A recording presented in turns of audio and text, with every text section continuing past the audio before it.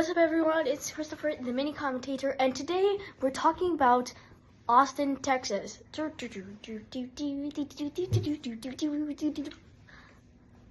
Anyways, so people think it's a driver circuit, but it's actually not. Yes, people think of it because of the S-curves and the big elevation, but it's actually a truth circuit. It reveals which teams know their car. Well, understand it, the car, and which teams do not. So it's not actually a driver circuit. It's more a team circuit. It's more of a team circuit. The real geometry of COTA, the Circuit of Americas. Anyways, so just normalized, it's 5.5 kilometers long, but if you look at the data, it has Silverstone's, Maggotts, and Beckett's, Monaco's, puzzle, well, Silverstone's, Maggotts, and Beckett's, Sector 1. Sector 2, Monza's high-speed corners and speed traps, and also DRS zones, and Monaco's slow speed, less traction, kind of puzzly corners. It's actually 3 tracks in one, kind of. So, first sector, Silverstone. Second sector, Monza. And third sector, Monte Carlo. So what's the trick? You can't actually master all 3. If you go for a high downforce setup for the S-curves, you'll lose front wing traction at the long back straight. So, if you trim your front wing for their speed, you'll overheat your rear tires by lap 20. Yeah, so you can't do both. That's why COTA pushes one-dimensional cars. It's not about who's fastest, it's about who's fastest everywhere. Monza, well, Max Verstappen pulled off an amazing one there. Monte Carlo, yes, Max isn't that good at Monte Carlo, but Piastri is good there. And so is Charles. But in Sector 1, that's more Lewis Hamilton. Don't call it comeback. He's been here for years. 2024 Silverstone Grand Prix commentator. Don't call it comeback. He's been here for years. So, why bumps are so annoying for the cars and the drivers?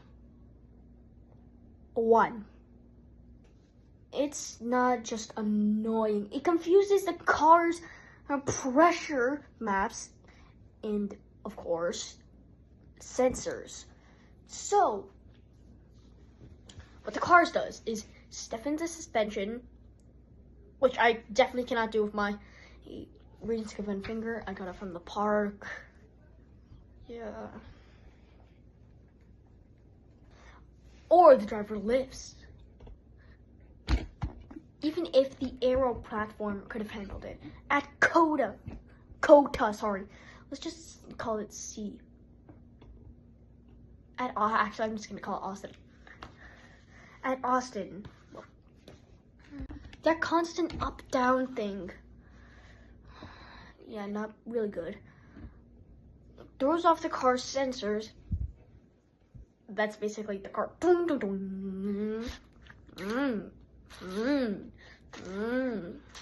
tricking it into thinking it's bottomed out. So, what Red Bull did in 2003 was sacrifice comfort for stability. At least Senna did.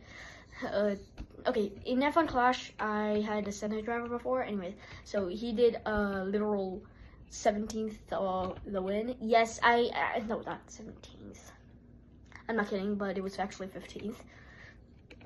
So, the other drivers are like Liam Lawson's and stuff, and the AI. I just destroyed them. But it was F1 Clash. It's not real. It's just a video game. Austin is one of the only tracks that has tire degradation and graining in the same track.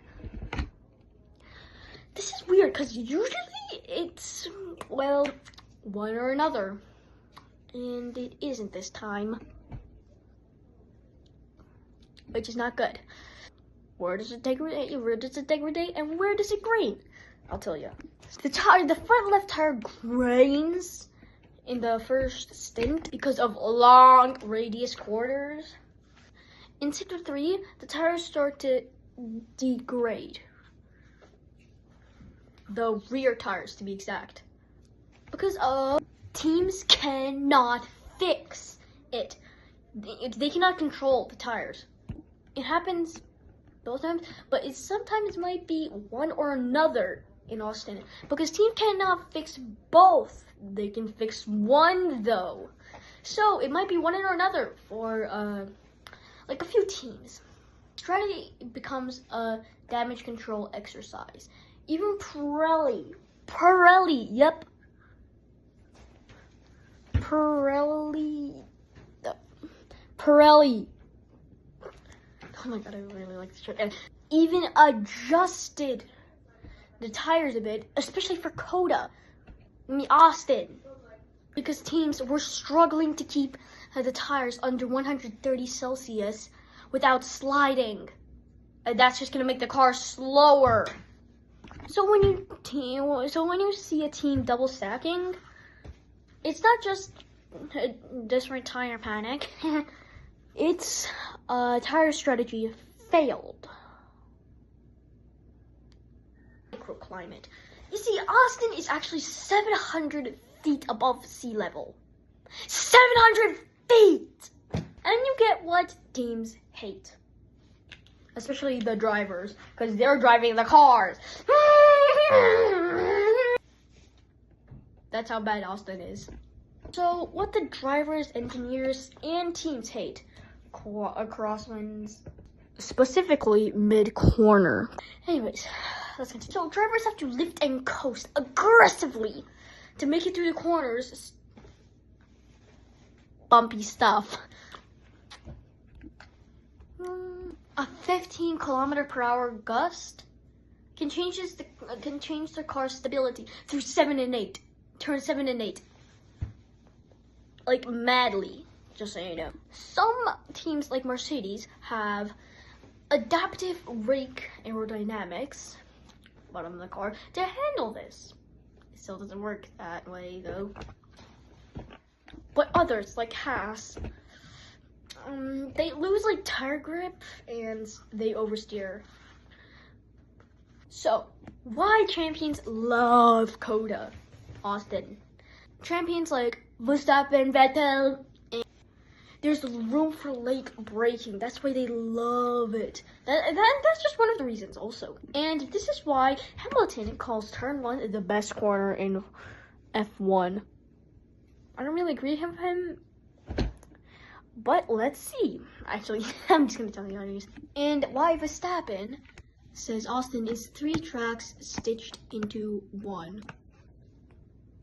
So, COTA gives you a car, 56 laps, and tire degradation to prove you're adaptable. And of course, graining. Drivers usually talk about flow instead of like airflow, because there's a lot of bumps there. It actually helps in tracks like Austin. So yeah. Oh, turn 1 is like this. Ow, my finger. That's it for today. I'm the mini commentator. I'm about to hit the 0 zone.